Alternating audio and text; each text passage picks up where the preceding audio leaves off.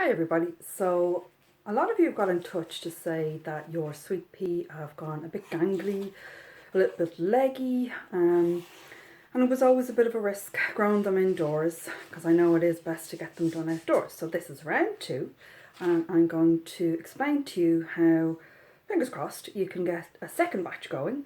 And there's plenty of time to have it in flower for the summertime.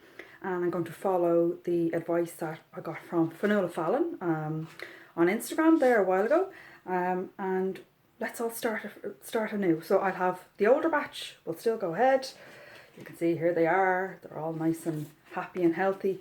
Now you can kind of see the markers where I've put different species here, and there's a couple per hole.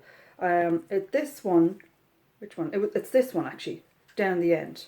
If I kind of separate them a little bit, and you can see they're just a little bit smaller.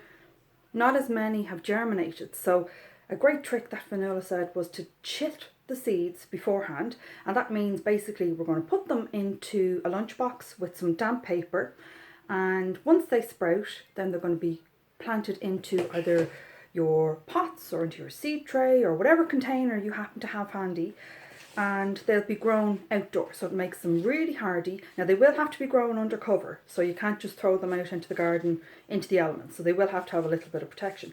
But here we have some kitchen paper.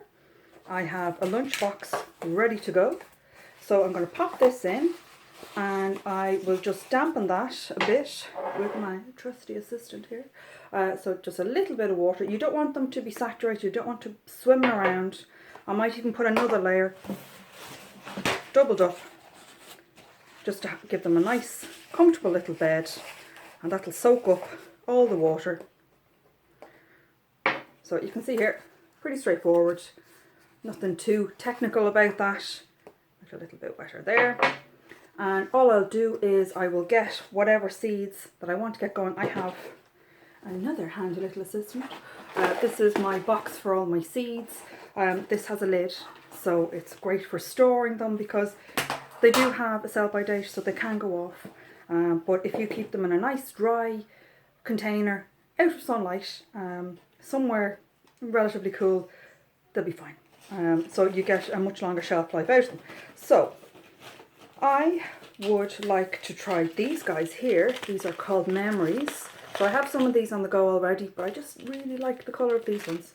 So all I'm going to do is sprinkle a couple of these onto our trusty little lunchbox here. Give them a little bit of space. Kind of spread them around so you'll be able to see. Now you will have to keep an eye on them. You don't need to put them onto a heat source this time. As long as you keep them somewhere light, so that will encourage them to start to sprout. And hopefully, there we go, hopefully in a few days time we'll have some nice little roots and shoots, and I'll come back to you and I'll show you how to plant them on. Don't give up hope if they didn't work the last time. That's all part of gardening. It's great fun, and what better time to be doing something nice and proactive in the garden, or your apartment, wherever you happen to live. I know it's tough times at the moment, folks, so if we can do something really nice to help lift our spirits, all the better. Take care of yourself.